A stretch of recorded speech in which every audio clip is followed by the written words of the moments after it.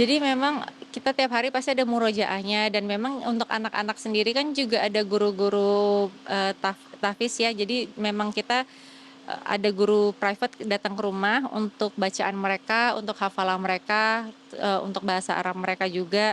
Karena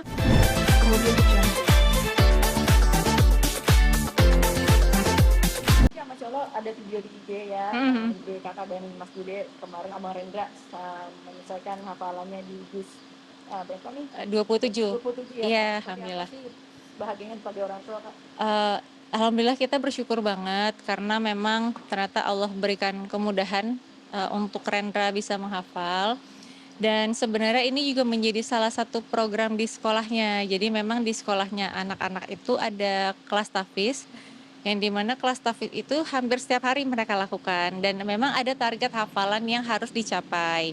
Nah, untuk anak-anak SD itu mereka menargetkan dalam 6 tahun itu ya 6 juz insya Allah bisa hafal gitu. Nah, untuk anak-anak yang sudah menghafal ini, memang dari sekolahnya sendiri ada kegiatan tasmi. Jadi di mana untuk anak-anak yang sudah menghafal, mereka coba untuk dalam tanda kutip diuji ya, hafalannya di depan teman-teman dan juga gurunya. Jadi dalam satu kali duduk itu satu juz dibaca tanpa melihat Al-Quran atau mushafnya. Alhamdulillah, setelah mengikuti seleksinya 2 kali dan pembinaan juga, alhamdulillah ternyata Rendra berhasil. Jadi kemarin dari sekolah itu memang sebagai simbolisasinya itu ada kegiatan, eee, kayak disematkanlah gitu, heeh, Oke, sudah wisuda dari tahfiz. caption aku lihat Abang Rendra sempat menyerah ya, Iya, bilang udah aku kayaknya nggak keluar aja dari Tasmi. iya, Gimana sebagai orang tua perannya di situ di saat anak kita lagi down mhm. seperti apa Kak? Paham banget sih, waktu itu juga nggak memaksa sebenarnya. Jadi bilang ke Rendra Rendra mau untuk mundur, dia sempat yakin untuk mundur gitu. Bahkan sudah sempat berbicara dengan gurunya juga dan gurunya juga mengatakan kalau memang itu sudah menjadi keputusan Rendra ya nggak apa-apa gitu. Kita hargai keputusan Rendra dan kita berterima kasih karena Rendra sudah berusaha untuk mencoba. Namun ternyata, di pertengahan setelah pembicaraan itu Rendra memutuskan untuk, "Kayaknya Rendra mau lanjut lagi deh," gitu, "Abang mau coba lagi," dan alhamdulillah ternyata dia berhasil. Jadi memang ya, pokoknya jangan sampai anak merasa bahwa itu sebuah paksaan sih, gitu. Karena kalau dipaksa takutnya nanti mereka malah merasa jadi tidak merasakan nikmatnya. Kita hanya ingin mereka, sadar bahwa Al-Quran itu harus dekat sama mereka loh, harus ada di hati mereka, jangan menjadi sebuah paksaan. Jadi itu yang kita nggak ingin untuk timbulkan di anak-anak. Trauma dulu ya. Mhm, Kak, tapi kemarin aku baca juga hari-harinya berat ya. Pasti itu nggak gampang ya. Kak, kita iya, hafalan surat surat pendek aja iya. kita ya susah banget gitu. Ini gimana Abang Nenda melewati hari-harinya dengan penuh semangat untuk menghafal tuh Kak? Jadi memang kita tiap hari pasti ada murojaahnya dan memang untuk anak-anak sendiri kan juga ada guru-guru, tahfiz ya. Jadi memang kita, ada guru private datang ke rumah untuk bacaan mereka, untuk hafalan mereka, untuk bahasa Arab mereka juga.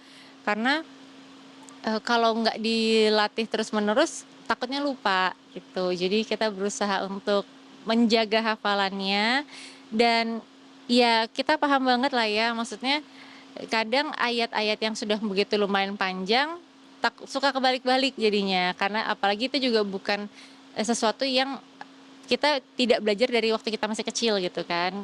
Untuk bahasanya sendiri kita baru belajar saat kita sudah mulai besar. Jadi memang, perlu penyesuaian pastinya, tapi yang namanya anak-anak itu kan kayak spons ya, jadi begitu diulang berkali-kali alhamdulillah mereka bisa, menyerap, mereka bisa menghafalnya, dan sudah menemukan metode yang tepat untuk Rendra belajar, jadi itu yang kita teruskan gitu untuk Rendra. Karena tiap anak beda-beda ya Kak. Iya Metodenya bener, ya. jadi metode beda-beda. Jadi ya kadang belajarnya sambil duduk di sofa, tidur-tiduran, sambil mainan bantal. Jadi entar bantal dijejer nih, terus kemudian bantalnya dibikin jadi kayak jembatan gitu, dia lompat-lompat. Jadi ya dengan segala macam metode yang dia rasa nyaman dan senang, ya kita lakukan aja. Tapi Kak, gimana sih Kak caranya sebagai orang tua ya tadi Mhm, sama Taika bisa membersamai anak-anak ya mhm, supaya bisa menjadi penghafal Al-Quran gitu. Apa yang harus ditanamkan bukan mhm, untuk mhm, anaknya aja tapi mhm. sebagai orang tuanya juga kan Kak? Eee, Yang pasti kita harus mencontohkan, karena anak itu kan adalah peniru yang sangat ulung. Jadi apa yang mereka lihat itu yang akan mereka lakukan. Kita berusaha walaupun memang kita bukan orang tua yang sempurna dan kita masih jauh dari kata baik, tapi kita berusaha setidaknya untuk bisa memberikan contoh yang menurut kita adalah yang terbaik untuk anak-anak.